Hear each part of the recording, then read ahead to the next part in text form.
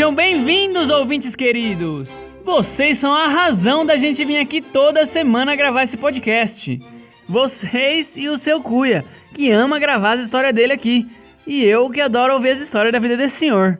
Eu gosto de contar minhas histórias mesmo. E tem que gostar mesmo, seu Cuia. Umas histórias tão boas. Você sabe que eu também acho boa minhas histórias? É que quando a gente passa pelo tanto de coisa que eu passei, a gente tem assunto pra bastante coisa, né? E muita gente não passou pelas minhas situações. Então, mesmo que seja do passado, a minha história continua sendo novidade. É verdade. Mas eu duvido que alguém já tenha passado pelas coisas que o senhor já contou aqui. E eu duvido que alguém vá passar algum dia. Às vezes as pessoas passam, hein? Deve ter gente que passou por coisa muito doida aí nesse mundo. Deve ter. Mas é que as histórias do senhor são bem específicas, né? Ah, claro. É que a minha vida é só eu que vivi, né? Mas teve coisa que eu passei que eu tava com mais gente. Aí, se você perguntar pra essas pessoas, eles vão ter essa mesma história pra contar. Ah, mas eu aposto que eles vão contar diferente do senhor. Isso é verdade. Teve mesmo uma vez que eu participei de um experimento com várias pessoas para experimentar várias possibilidades de comida. E cada pessoa experimentou uma coisa diferente. Aí, nesse caso, cada pessoa vai contar da coisa que comeu, né? Pois é, então. Mas e esse experimento? Era pra testar alguma comida nova? Mais ou menos. Hoje em dia, todo mundo já sabe o que pode e o que não pode comer. Já sabe quantas calorias coisa tem, como preparar. Mas no meu tempo, a gente ainda não sabia essas coisas. Aí tivemos que experimentar tudo o que existia no mundo. A gente saía andando e vendo as coisas que pareciam comestíveis. Aí a gente ia separando tudo num barracão pros mais corajosos descobrir se aquilo realmente era comida ou não. Tinha coisa que era meio óbvio que era comida, tipo as frutas das árvores. Mas mesmo assim, teve umas que foi difícil de acreditar que era comestível. O limão mesmo, fui eu que experimentei. Eu achei que era venenoso quando eu coloquei na boca. Demorou pra gente testar de novo e perceber que, na verdade, aquilo era só uma laranja sem açúcar. Mas a gente teve que experimentar de um tudo. E tinha que experimentar 2 vezes, porque tinha que experimentar uma vez cru e outra vez cozido, né? Nossa, seu Cuia. Sem saber o que era comestível, vocês devem ter experimentado até pedra. Foi, cru e cozida. Mas ela não amolece igual os legumes, não. Teve até um pessoal que morreu nesse processo nosso. Que Deus os tenha, porque comia coisa venenosa, né? Ou coisa que não fazia bem pra gente. Mas foi assim que a gente aprendeu o que podia e o que não podia comer. Que perigo isso! Não tinha um jeito mais seguro? E a gente ia fazer como? Sei lá, olhando o que os bichos comiam. Mas foi assim que eu descobri minha intolerância à celulose. A gente começou com isso, mas as vacas e os cavalos comiam grama, que eu sou intolerante. Os cachorros comiam os gatos. Os gatos comiam os ratos. E os ratos comiam os restos que sobrava da gente. Não pareceu boa ideia seguir por esse caminho.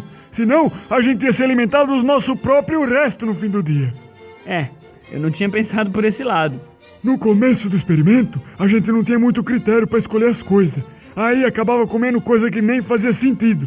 Tipo madeira, terra, nuvem. Mas também, se não fosse isso, a gente não teria descoberto a mandioca, que é a raiz da planta, imagina. Chegou um homem lá com a mandioqueira e a gente experimentou as folhas e o tronco. E nenhum dos dois serviu. Aí ele falou, vamos comer as raízes então. Olha as ideias. E no fim, não é que deu bem certo ainda por cima? Aí começamos a comer as raízes de todas as plantas. E descobrimos a batata, a cenoura, a beterraba, o nabo. Olha, a partir dali que a gente parou de passar fome e de ter que caçar para comer.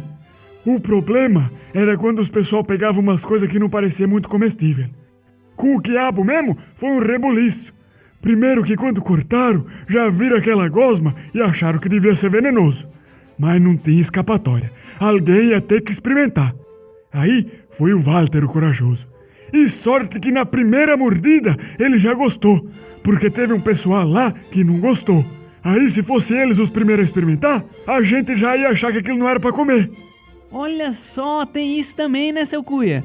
Se chegava alguém que não gostava de alguma comida, ele podia achar que a coisa não era comestível porque o gosto é ruim, e todo mundo ia achar que aquilo não era comestível, né? Por isso que um monte de coisa a gente teve que provar mais de uma vez. Era triste quando a pessoa morria e tinha que provar de novo para saber se a comida que era venenosa ou se aquela pessoa específica que tinha alguma alergia àquilo, ou alguma intolerância, ou sei lá o quê. A gente perdeu muitas vidas pra introdução alimentar. Puxa vida, seu Cuia, sinto muito. Foi dureza. Mas pra gente não correr muito risco, a gente ficava se revezando nas coisas que parecia mais perigosa. Eu mesmo peguei um que ninguém mais quis experimentar. Tinha uma espécie de folha dura e espinhenta em cima e era de uma cor meio amarela, mas era meio escamoso por fora, como se fosse uns gomos, sabe? Todo mundo achou que ia ser venenoso, até eu, porque a coisa não era convidativa, né?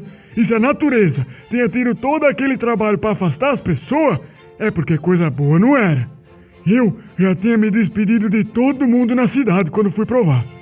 Mas não é que a coisa era docinha, docinha, menino. De todas as comidas que eu provei, foi uma das que eu mais gostei. Mas o que era isso? Eu mesmo que dei o nome. Como a coisa era estranha, mas era boa, eu chamei de abacaxi. E o que significa abacaxi? Não sei, mas é uma palavra bonita e estranha, igualzinho que ele. Realmente, foi uma boa escolha. Eu sei, eu também achei. E teve alguma outra comida que o senhor que batizou? Batizou com água benta, você diz? Não, que o senhor que deu o nome. Teve várias, mas eu ajudei a dar nome só para as coisas que eu achei mais maluca. Teve pipoca, kiwi, jaca, cogumelo, pitaia, jambolão, siriguela, samambaia, carambola, lixia, Samambaia? O quê? Samambaia, o senhor falou? Samambaia, sabe? Aquela planta. Sei, mas ela é comestível? Não, mas a gente experimentou também, né? E eu ajudei a escolher o nome. Entendi. Eu não sabia que o senhor tinha participado desse momento histórico do mundo. Pois é, eu tava lá. Eu e outras pessoas, né? Já que o senhor deu nome pra tantas coisas, já dá aí seu recado final pros ouvintes. Já que a gente falou de comida hoje, eu queria falar pra quem tá ouvindo que a pirâmide alimentar, que fala tanto de cada coisa que a gente pode comer, tá tudo errada. Porque se você olhar bem, só tem coisa genérica desenhada lá. Não tem muita variedade de cada coisa. Tem só um tipo de pão, um tipo de legume, um tipo de verdura. E aí, se você quiser comer uma rúcula, por exemplo, não pode porque na pirâmide só tem o desenho de uma alface? Nada disso. A partir de agora, quem tá ouvindo o Sarau tá liberado da pirâmide alimentar. Pode comer as coisas que não tiver desenhada lá.